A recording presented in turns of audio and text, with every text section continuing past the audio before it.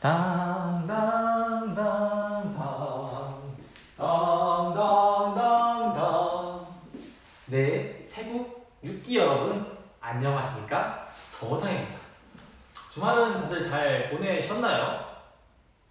이제 날씨가 은근히 일교차가 심해가지고 감기를 좀 걸리지 않게 조심하셔야 될 것 같아요. 저도 그래서 아직 이 조끼를 입고 있지 않습니까? 사실 보면은 거의 다 이거 입고 있어요. 왜냐면 이렇게 입으면 춥고 또 막 두껍게 입으면 더우니까 좀 얼른 여름이 왔으면 좋겠네요. 이러다가 여러분들이 대면에서 올 때쯤에는 그냥 바로 뭔가 한복을 입고 오지 않을까라는 생각이 들긴 하는데, 그래도 확진자 수가 줄고 있다는 점은 굉장히 긍정적으로 바라봐야 될 것 같아요. 네, 그러면 오늘 수업은 뭘 할 거냐? 저번 시간에 했던 거 정말 간략하게 복습을 해본 다음에 그 다음에 이제 오늘 수업에 대해서 좀 안내를 해드리도록 하겠습니다. 자, 저번 시간에 혹시 뭐 배웠었죠? 고대 그리스 배웠고요. 사실 더 메인은 간략하게 봤지만은 중세 신학이었어요. 중세 신학 같은 경우는 이제 다시 돌아와서 삶의 목적은 뭐냐? 라는 것에 대해서는 다들 똑같습니다. 목적은 행복이에요. 근데 이 행복을 달성하기 위해서 어떻게 해야 돼? 라고 했을 때 이제 기존의 아리스토텔레스나 플라톤이 말했던 이제 그 지적인 거, 그래서 이제 지혜, 용기, 절제, 정의를 가져야 돼 라는 것도 이야기했지만, 그것보다 더 중요한 건 뭐다? 진짜 너가 행복해지기 위해서는 사람들을 신을 믿어주고, 그 다음에 신을 만나는 것을 진정으로 너가 소망하고, 그러면서 모든 사람들을 사랑해줘야 돼 라고 하는 신학적 법 이야기 있었죠. 그래서 믿음과 소망과 사랑을 실천을 하다 보면은 이제 중요하니까 믿음과 소망과 사랑을 실천하다 보면은 너는 이제 어떻게 되느냐? 행복해져. 언제? 내세 사후 세계에서 이제 행복해질 거야 라는 이야기를 했었습니다. 근데 제가 저번 시간에 이야기를 하나 안 하고 넘어간 게 있었는데 비슷합니다. 이 내세에서 이 행복이라는 것을 이야기를 해요. 이 행복은 신과 하나 되는 것을 의미를 하고요, 혹은 신을 소유하거나 사랑하는 것을 의미를 합니다. 근데 이것을 이루어지기 위해서는 이건 누가 주느냐? 신이 줘야 한다고 당연히 이야기를 하겠죠. 신이 내세에 행복을 주는 거야. 근데 그거를 조금 더 전문성 있는 말로 해서, 야, 너 진짜 행복해지려면은 신이 너한테 뭘 주냐면은 신이 여러분들한테 은총을 줍니다. 신의 은총. 그럼 이제 다 정리하면 이렇게 되는 거죠. 내가 살아가면서 지적인 덕과 신앙적 덕을 잘 기르면서 살아가다 보면은 신이 나한테 은총을 줘서 나는 결과적으로 해서 행복하게 될 거야. 이 행복이라는 것은 내가 신과 하나가 된다 라는 식으로 이제 이해를 하면 될 것 같습니다. 근데 이렇게 중세 신학도 한창 이제 카노사의 굴욕이나 그런 거 겪으면서 진짜 발전했지만은 다른 창을 기우는 법, 물은 너무나 고이면은 어떻게 되나요? 해서 너무나 추상적으로 간 나머지 슬슬 사람들이 관점을 돌리기 시작했다는 거죠. 그것이 이제 뭐다? 오늘 배우게 될 주제와는 관련이 있는 이제 르네상스예요. 다시 부흥한다는 거죠. 그래서 이 르네상스를 통해서 인간 중심주의로의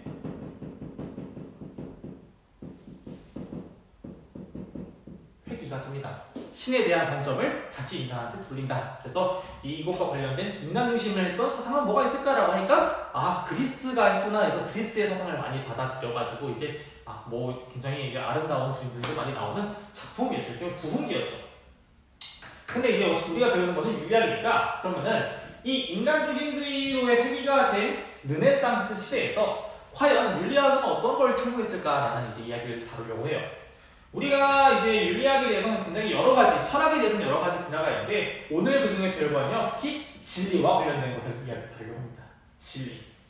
여러분들은 진리가 있다고 믿으세요?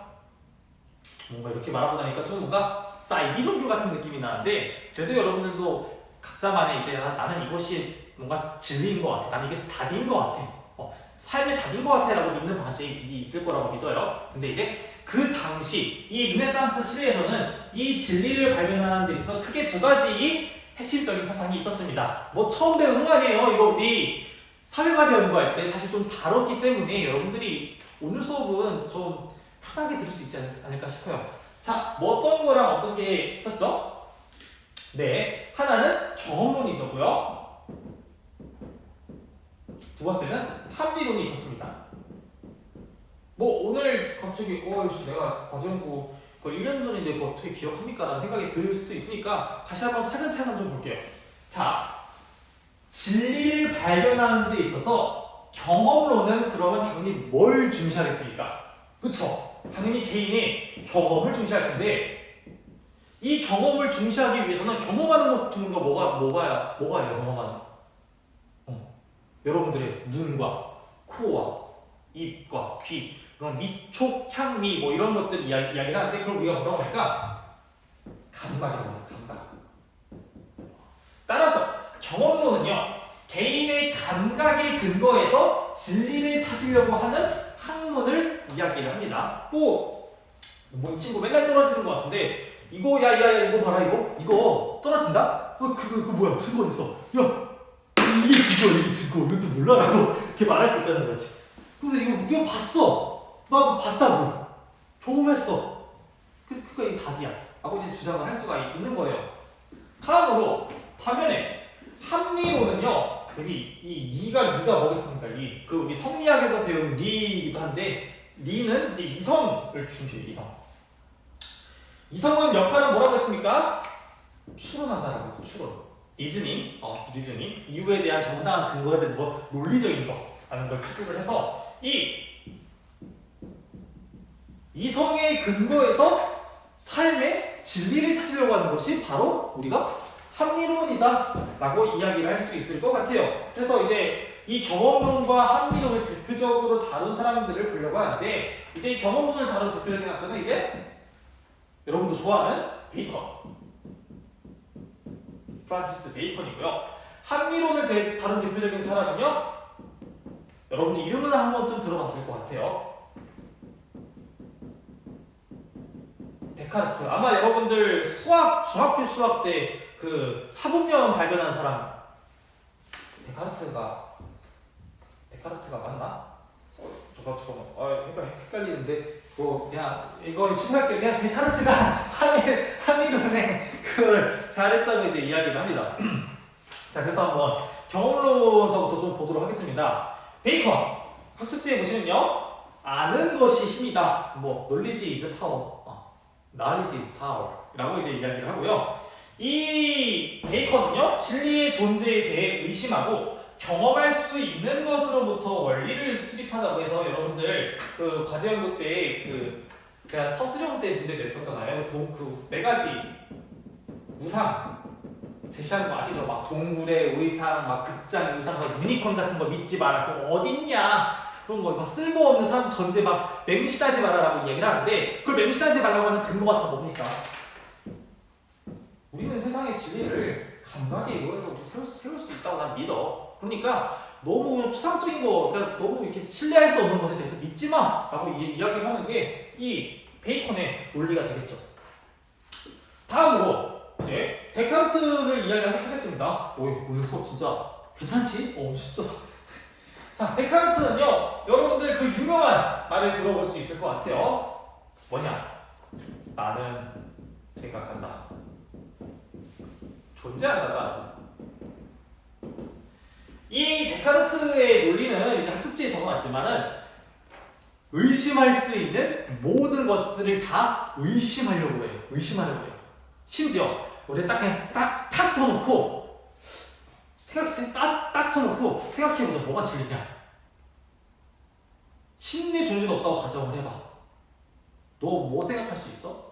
라고 한 질문을 던져요. 이거 책이 이제 뭐 방법 소설 이라고 이제 이야기를 하는데 거기서 이제 데카르트가 딱 생각하다가 답을 딱 깨닫는 거죠. 신의 존재고 뭐고 나는 다 의심할 수 있을 것 같아. 근데 그럼에도 불구하고 생각하는 내가 있다는 것은 부인할 수가 없어. 나는 생각한다. 고로 존재한다. 그래서 코기토 에르로 숨이라는 유명한 라틴어. 그래서 이거 좀 여러분들 한번 써먹으면 굉장히 있어 보일 거예요. 근데 비슷하죠? 코기토 뭔가 좀 비슷하지 않습니까? 코그니션 인지한다, 생각한다. 에르고 그래서 숨 쉰다. 숨 쉬는 데가 있다 라고 해석을 할 수 있을 것 같아요. 그래서 죄송합니다. 그래서 우리가 이 진리를 발견하는 두 가지 이 방법이 이 경험론과 합리론에 대해서 개괄적인 설명을 쭉 이제 할 수 있었다는 거죠. 근데 각각의 장점과 단점이 마찬가지로 존재를 합니다. 그리고 한번 좀 생각해 보세요. 여러분들은 이 중에서 어떤 걸 조금 더 추구를 하는지. 제 개인적인 생각으로는 요즘 사람들은 추상적인 것보다는 굉장히 구체적이고 명료하고 증명할 수 있는 것들을 좀 요구하다 보니까 조금 이거 경험론 쪽에 조금 더 포커스를 두지 않았나라는 생각이 듭니다. 한번 보겠습니다. 경험론의 장점은요, 실제로 확인된 사실들을 인용한다는 점에서 사람들의 신뢰를 얻기 쉬워요. 당연하죠. 너 봤어? 너도 봤어? 우와, 다 봤네? 라는 식으로 되니까요. 그래서 이게 장점, 실제 증거 따라서 뭔가 신뢰성을 얻기가 굉장히 좋다는, 신뢰성이라고 하죠. 신뢰를 얻기가 좋다는 거죠. 실제 봤는데 어떻게 부인할까요? 대신 이제 진리를 봤니? 라고 했을 때는 좀 거시기할 수가 있습니다. 그리고 그 문제를 다룰 거예요. 근데 단점이 좀 있습니다. 여기에 대해서는 첫 번째, 성급한 일반화의 오류. 제가 옛날에도 이야기를 했었습니다. 까마귀 1이 까매요. 까마귀는 까매. 까마귀 2도 까매요. 까마귀 3도 까매요. 따라서 모든 까마귀는 까맣다. 이 말이 진짜 논리적으로 봤을 때 가능하냐는 거지. 만약에 모든 까마귀는 까맣다고 했는데 그 아프리카에서 흰 까마귀가 딱 땡 하고 나왔다고 쳐요. 그러면은 순식간에 이 모든이라는 말, 그러니까 다시 이 성급한 일반화의 문제가 뭐냐면은 이거는 단칭인데 이거는 전체를 칭하려고 하는 거잖아요. 그러다 보니까 당연히 논리적인 측면에서는 허술할 수밖에 없다는 법이다. 그리고 이게 참 거시기한데, 여러분들 수학에서도 그 귀납법 문제 풀면은 좀 짜증 나잖아요. 그냥 이거 뭐하러 귀납법으로 증명해? 그냥 이렇게 증명하면 되는 거 가지고 왜 항상 1 대입하고 2 대입하고 해서 막 n 대입하는 잘 이해가 안 돼 라고 말하는 사람도 있을 것 같아요. 참고로 저는 제가 이번 기회에 수능 봤을 때 그 귀납법 문제를 처음으로 틀린 사람입니다. 흑우 여기 있습니다. 음모. 그리고요, 또 다음 문제점, 통계의 오류.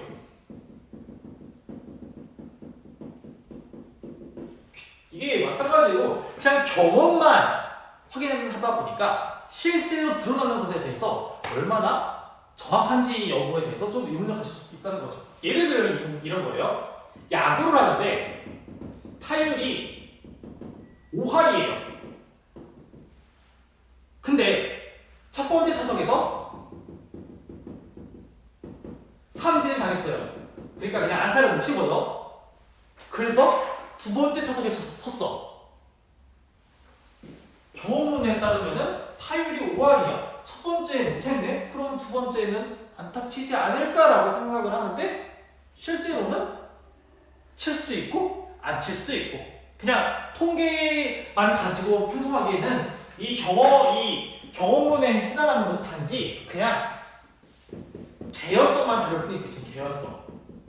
뭔가 칠 것 같은 가능성만 높여. 근데 실제로 칠지 안 칠지에 대해선 나는 모르겠어 라는 이야기가 가능하니까 통계의 오류에 빠지기가 쉽다는 거예요.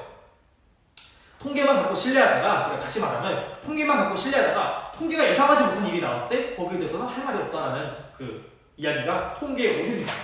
그리고 마지막 세 번째,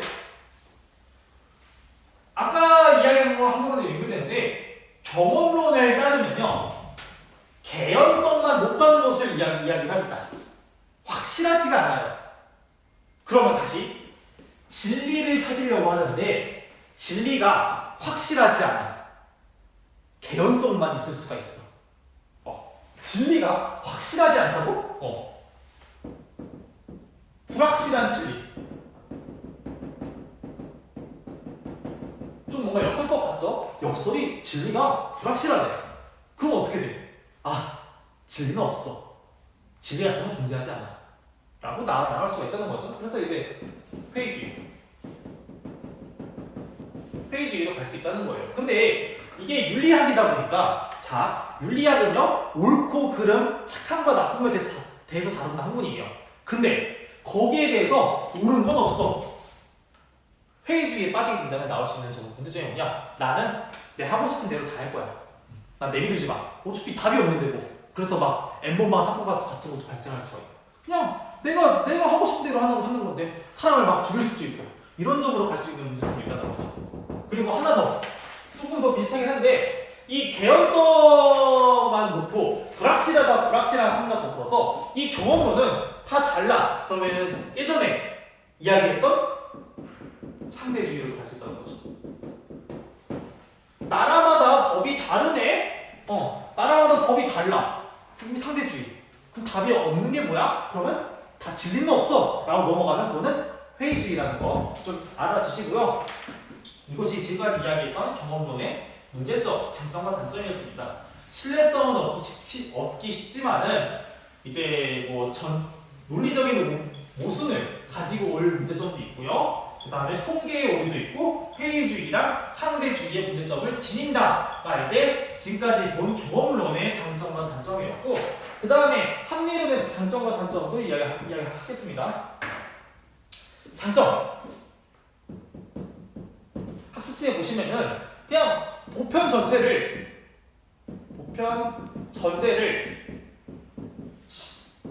뭐 소전제 혹은 실제에 적용한다는 점에서 이것이 맞다면은 이거는 무조건 맞아요. 사람이 죽으면요, 소크라테스도요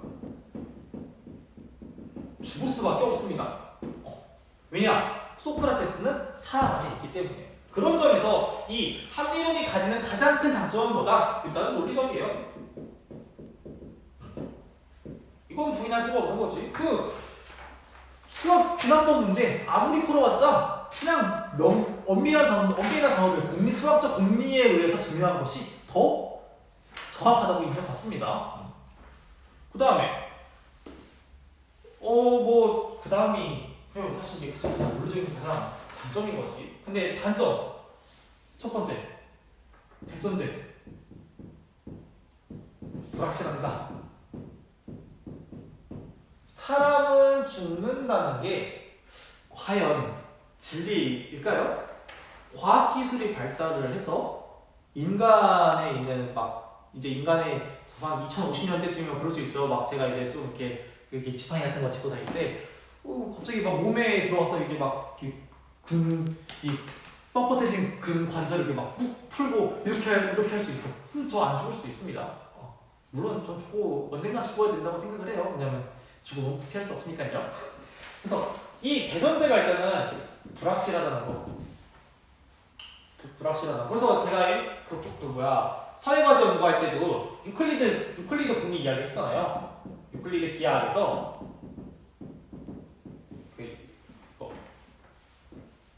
두 직선이 평행하지 않으면은 언젠가는 무조건 만난다라는 것을 공리를 이야기를 했습니다. 그러니까 평행하지 않으면은 조금이라도 기울어져 있으니까 시간이 흐르다 보면 언젠가 만난다였는데 그거 수학자들이 의문을 가지고 와서 아니다, 안 만날 수도 있다라고 해서 이제 비유클리드 기하학이라는 거 만들어내지 않았습니까? 그러니까 이 대전제가 확실한 거는 아니에요. 그리고 이 과정, 사람은 죽는다에서 소크라테스는 죽는다라는 이 과정으로 가는 논리가 그냥 굉장히 불확실하다는 문제점도 있습니다. 보편적인 전제를 개별 사례에 적용하는 데 있어서 진짜 논리적으로 해야 되는데 그냥 그러지 못하고 냅다 덮어 씌우는 사례가 발생할 수 있으니까 그 점에서는 문제점으로 꼽히기는 해요. 그래서 이제 다만 이 경험론과 합리론은요, 우리의 삶과 관련해서 어떻게 사는 것이 맞느냐라는 것을 찾기 위한 일종의 노력이었습니다. 그렇기 때문에 뭐 이게 이 중에서도 어떤 게 진리다라고 섣불리 이제 이야기할 수가 없는 거예요. 다만 이제 이 경험론과 합리론은요, 앞으로 배우게 되겠지만은 사람들의 사고 구조에 굉장히 큰 영향을 미쳐요. 진리를 발견할 수 있다. 경험을 통해서 진리를 발견할 수 있다. 이성을 통해서 라는 영향을 미쳐가지고 뭐 그 첫 번째 그 학습지에 나와 있습니다만 이 경험론은 주로 영국과 미국에서 받아들입니다. 합리론은요 대륙에서 받아들여요. 그래서 이 추후 영국과 미국과 대륙 간의 철학적인 흐름이 굉장히 크게 달라지게 됩니다. 경험을 중시하고 실제 경험 속에서 낳는 효용을 계산하다 보니까 이쪽은 주로 이제 공리주의 결로 가는 것이고, 혹은 뭐 실용주의, 존 휴이, 이 사람 미국 사람이거든요. 주의. 그 다음에 벤담, 밀 벤담, 안 벤담. 네. 이 사람 영국 사람. 합리론, 이성에 의해서 모든 것들을 다 파악할 수가 있어. 이성의 진리를 파악할 수가 있어라고 주장하는 사람은 누가 있냐? 아마 나중에 배우게 되겠죠? 칸트. 임마누엘 칸트 진짜 유명하고, 조금 더 나아가면 이제 롤즈. 이 사람들은 특히 칸트 같은 경우는 그 도덕적인 진리를 찾는 데 있어서 경험적인 요소를 일체에 배제를 했습니다. 이것도 한번 좀 아시면 될 것 같아요. 그래서 오늘 경험론과 합리론에 대한 수업은 여기까지 하고요. 다음 시간에는요, 뭐 다음 시간이 아니라 다음 영상에서는 경험론과 합리론의 한계를 설명을 할 거고, 그것을 해결하기 위한 하나의 방법으로서 제시된 단성적 평형이라는 단어에 대해서 한번 생각해 보도록 하겠습니다. 네, 그러면 다음 영상에서 배워요. 안녕.